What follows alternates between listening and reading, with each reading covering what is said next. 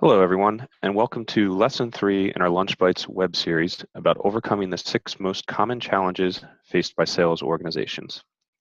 My name is Pete Bretz, and I'm a senior consultant in professional services at Optymyze, where I've worked for 5 years to manage incentive compensation plans for customers in an array of industries. In this specific webinar, I'm going to offer advice on how to best keep your sales reps' objectives aligned with your overall organizational strategy. One of the ongoing themes of this webinar series is communication. And this presentation is going to start along that same theme. Now, as you can see here, more than 70% of employees cannot in any way identify their company's strategy. If the employees of a company, including the sales reps, can't identify the strategy, then there's no way that they can consciously align their objectives with that strategy. In those cases, if sales reps actually do align their objectives with the organizational strategy, it's likely nothing more than good fortune. A sales rep not knowing the organizational strategy will do a few things. First, it will drive the wrong behaviors.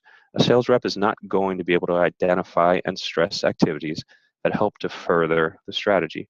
If one organizational strategy is to sunset products A and B by expanding and pushing the sales of product C, then a sales rep whose objective is to train up on products A and B isn't behaving, quote, correctly in terms of overall organizational strategy. This will then lead to frustration in all parts of the organization. At the senior management level, there will be confusion around why we're not moving the company in the agreed upon direction. That confusion will trickle down to the sales staff, who will be frustrated that their managers are not satisfied with their performance. It's a perfect storm of disappointment.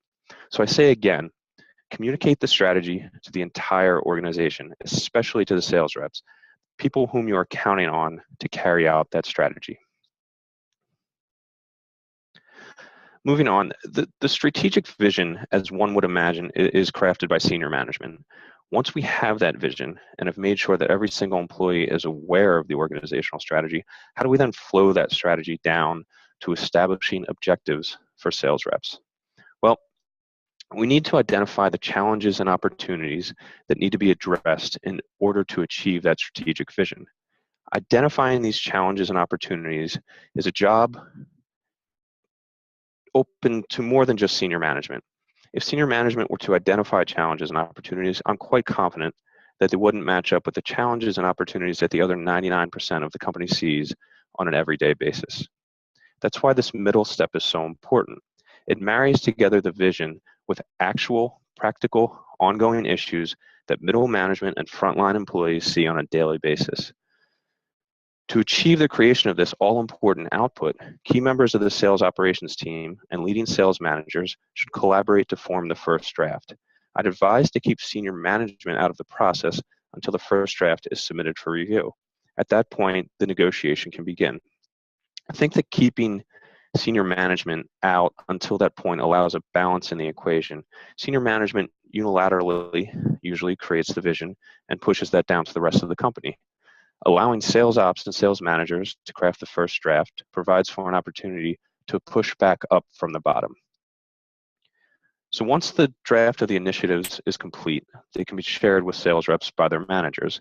At this point, the managers and reps need to work together to craft objectives that fit within the identified initiatives.